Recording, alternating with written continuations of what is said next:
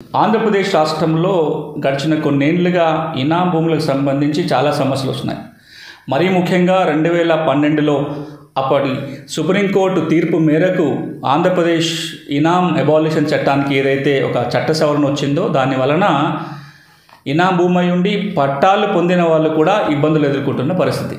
ఈ నేపథ్యంలో ఇంతకుముందు ఒక ప్రయత్నం జరిగింది. ఒక ఆర్డినెన్స్ తీసుకొచ్చి 2012 వరకు ఏవైతే పట్టాలు ఇవ్వటం జరిగిందో ఆ పట్టాలన్నింటినీ కూడా చెల్లుబాటు చేస్తూ నిషేధిత ఆస్తుల జాబితాను తొలగించాలని ఒక ఆర్డినెన్స్ కోసం ప్రయత్నం జరిగింది. అది నెరవేరలేదు. ఇప్పుడు ఈ ఇనాం భూములకు సంబంధించి క్యాబినెట్ తీసుకున్న నిర్ణయం ఏంటంటే, ఇనాములు 2 రకాలుగా ఉంటాయి. ఒకటి ఇన్స్టిట్యూషనల్ ఇనాం అంటారు, అంటే గుళ్ళకి కానీ దేవాలయాలకు వక్ఫ్లకు ఇట్లాంటి ఇన్స్టిట్యూషన్కి ఇచ్చిన ఇనాములు ఉంటాయి. కొన్ని వ్యక్తులకు ఇచ్చిన ఇనాములు ఉంటాయి. కొన్ని రకాల సేవలు చేసినందుకు గాను వాళ్ళకి ఇచ్చిన ఇనాములు ఉంటాయి. వాళ్ళందరికీ రైతువారీ పట్టా వచ్చిన తర్వాత కూడా నిషేధిత జాబితాలో కొనసాగుతున్నాయి. ఏవేవైతే సర్వీస్ ఇనాములు ఉన్నాయో, సేవలు చేసినందుకు ఇచ్చిన ఇనాం భూములు ఉన్నాయో వాటన్నిటినీ కూడా నిషేధిత ఆస్తుల జాబితాల నుంచి తొలగించాలి అని చెప్పి క్యాబినెట్ నిర్ణయం తీసుకుంది. దాని సారాంశం ఇప్పుడు ఒక లైన్లో చూడాలి అంటే కనుక, ఆంధ్రప్రదేశ్ రాష్ట్రంలో సర్వీస్ ఇనామై ఉండి రైతువారి పట్టాలు కనుక వచ్చి ఉన్నట్లయితే ఆ భూమి కనుక ఇప్పటికీ నిషేధిత ఆస్తుల జాబితాలో ఉంటే నిషేధిత ఆస్తుల జాబితా నుంచి ఈ భూములని ఈ క్యాబినెట్ నిర్ణయం వల్ల తొలగించడం జరుగుతుంది. ఎస్సీ కార్పొరేషన్ ద్వారా ఎస్సీలకు ఏదైతే ఇప్పటి వరకు ప్రభుత్వము భూమి కొని ఇచ్చిందో ఆ భూములకు సంబంధించి ఎస్సీ కార్పొరేషన్ ద్వారా భూములు కొనిచ్చినప్పుడు ఎస్సీ కార్పొరేషన్ లోన్ ద్వారా కొంటారు. లోన్ మాఫీ అయ్యేంత వరకు కూడా ఆ భూములని అమ్మకాలు కొనుగోలు చేయడానికి వీలు కాదు, నిషేధిత జాబితాలో ఉంటుంది. కొన్ని సందర్భాల్లో లోన్ పూర్తిగా రీపేమెంట్ అయిపోయిన తర్వాత కూడా అవి షరతులతో ఉన్నాయి కాబట్టి నిషేధ జాబితాలు తొలగించకుండా వాళ్ళకి అమ్మడానికి వీలు లేకుండా ఉన్న సందర్భం.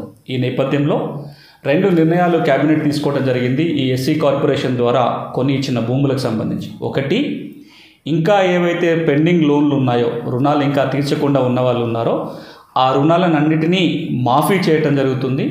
దాంతోపాటుగా ఎస్సీ కార్పొరేషన్ ద్వారా కొని ఇచ్చిన భూములన్నిటినీ కూడా నిషేధిత ఆస్తుల జాబితా నుంచి తొలగించాలని నిర్ణయం తీసుకున్నారు.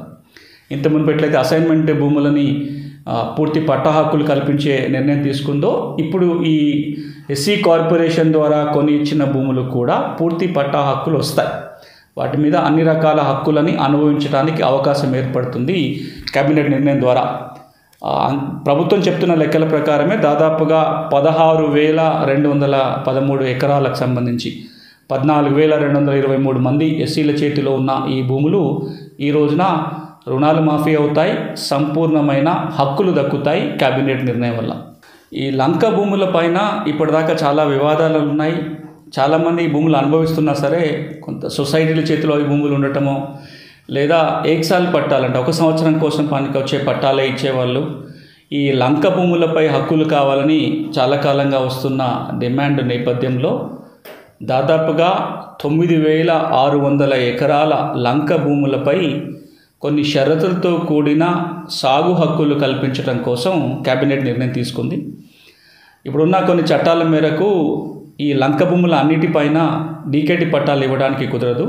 ఏ భూములకైతే, ఎలాంటి లంక భూములకైతే డీకేటీ పట్టాలు ఇవ్వడానికి వీలవుతుందో అలాంటి లంక భూములన్నిటికీ కూడా వ్యక్తిగత డిఫామ్ పట్టా, డీకేటీ పట్టాలు ఇవ్వాలని, ఇలా కొన్ని రకాల లంక భూములు ఏవైతే ఈ డీకేటీ పట్టాలు ఇవ్వడానికి వీలు పడదో వాటికి 5 సంవత్సరాల లీజులకు ఇవ్వాలి అని చెప్పి కేబినెట్ నిర్ణయం తీసుకుంది.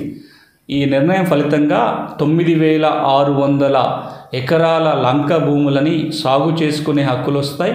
అందులో కొందరికి డీకేటీ పట్టాలు లేదా డిఫామ్ పట్టాలు రావచ్చు, కొంతమందికి 5 సంవత్సరాల లీజుకు పొందడానికి అవకాశం ఏర్పడుతుంది.